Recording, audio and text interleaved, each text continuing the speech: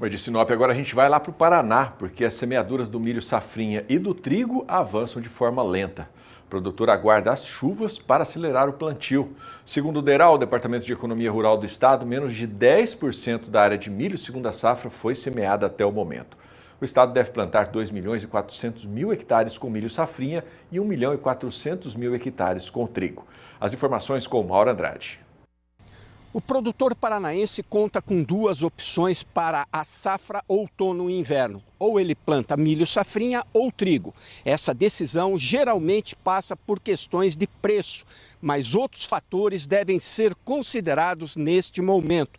Eu vou conversar com o Rodrigo Ambrósio, ele é engenheiro agrônomo e coordenador técnico da Cooperativa Integrada.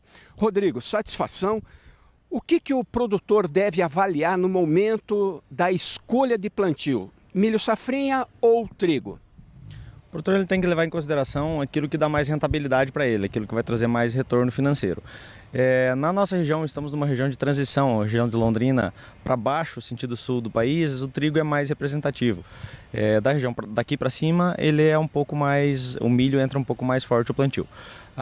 O milho ele tem alguns desafios na hora de decidir plantar ele ou não, questão de chuva, o inverno normalmente é seco, então você tem que plantar ele cedo para conseguir também escapar de frio. Por isso que se planta geada, por isso que se planta o milho até uma janela de janeiro, fevereiro, ainda planta bem, em março já começa a ficar fora um pouco do limite. Então o produtor vai até onde a janela permite, ele tem uma produção ainda com baixo risco de ser pego por geada e por seco no inverno, e depois que ele consegue plantar, até onde ele pode plantar milho, e depois ele entra na cultura do trigo, que é uma cultura que daí a geada já não impacta tanto ela na fase inicial, por isso que ele consegue plantar o trigo e ainda assim ter uma rentabilidade boa.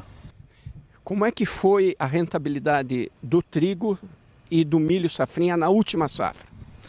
O milho normalmente ele é mais rentável quando você consegue colher ele e ter produtividade que onde a geada e a seca não atrapalham tanto a produtividade. Então ele é mais rentável normalmente do que o trigo. Os preços tanto do milho quanto do trigo foram preços bons, o que assim, apesar dos custos mais altos que tiveram, principalmente fertilizantes na safra passada, mas ainda assim a rentabilidade foi boa, de milho e trigo foi bom para o produtor. E custo de produção? O custo de produção é semelhante ou um é mais caro? Qual que é o mais caro, mais barato? O custo de produção proporcional ao que compõe o custo de cada cultura, eles são meio parecidos. Hoje em torno de 40% a 50%, tanto do milho quanto do trigo, compõe o custo de produção.